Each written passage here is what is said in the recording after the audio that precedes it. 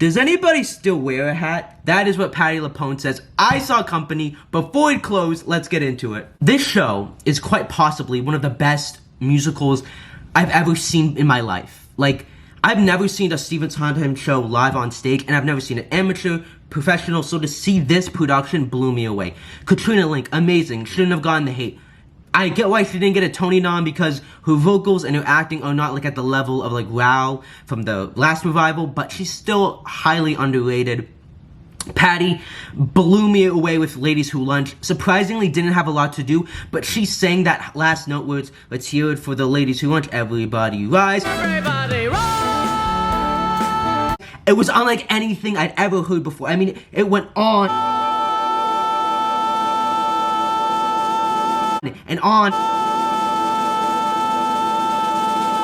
and on. My mind was blown, guys. It was blown. Chris Sieber and Jennifer Simard was amazing in the show. Bobby's two love interests, the airport guy and I think it was the guy with the glasses, I don't remember their names, were amazing. Barcelona, always thought it was kind of a weird number to laugh at, but after this, which I won't tell you about because it's going to be on tour and I don't want to spoil it, it's pretty good. I'm Not Getting Married Today, which Matt Doyle was a part of, was amazing. Matt Doyle killed it. That last scene with him and his boyfriend was just beyond words. It was so well done. It was so like impactful with the rain and everything. It was just so good and such a way to close off Act 1. Christopher Fitzgerald was not in the show. He was the only cast member that was out, but his understudy was great, and that scene with him and his wife and Bobby getting high was so funny, and it just showed how well this material was adapted to current day, where you could relate to it, where you could understand the humor to an extent. I still think the book was the weakest part and the score was the strongest, but I think Maureen Elliott really elevated the material just by modernizing it and changing up genders of certain people. Another 100 people who just got off of the train, that number was brilliant and well done, and yeah, those were all the things that all the actors that I liked. So to quickly go over mostly every song that was in this production. Company was a great first opening number. Instead of having an answering machine, it was just a voicemail. I thought that was very fun. Company, when they would do the selfies, the part of the stage like lit up like a picture being taken, very well done.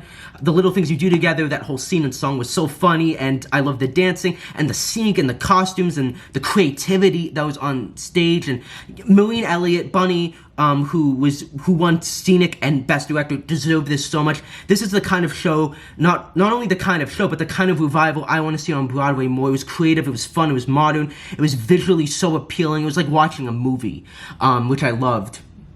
Sorry Grateful was such a funny number, and you think it's a very sweet, sentimental number, but it's actually very funny and satirical, and I love what they did with that.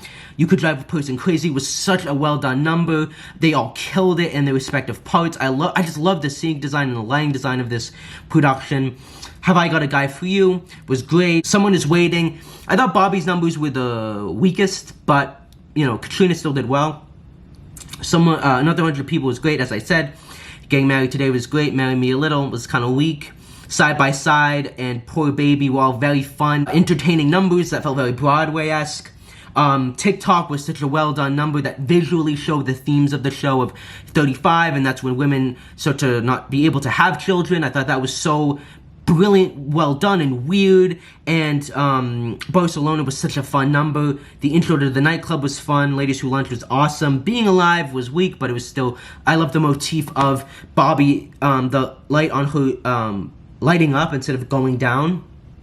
And this show was a lot weirder than I thought it was going to be. It was a lot more like off-Broadway, kind of, it's not like a Strange Loop, but if you've seen that, it's kind of like that, but not really at all.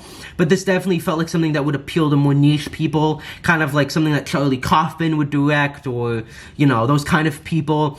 So it definitely didn't feel as like mainstream and more as classical as I expected it, but I loved that. But I wish I had known that, because I probably would have come into this show expecting something else. So that is my review of Company on Broadway. You have like 1 week to see it. Go and see this show now. It's probably one of the best revivals Broadway has ever been graced with. I cannot give it enough praise. 5 out of 5. Just amazing. Go and see it. I'm serious.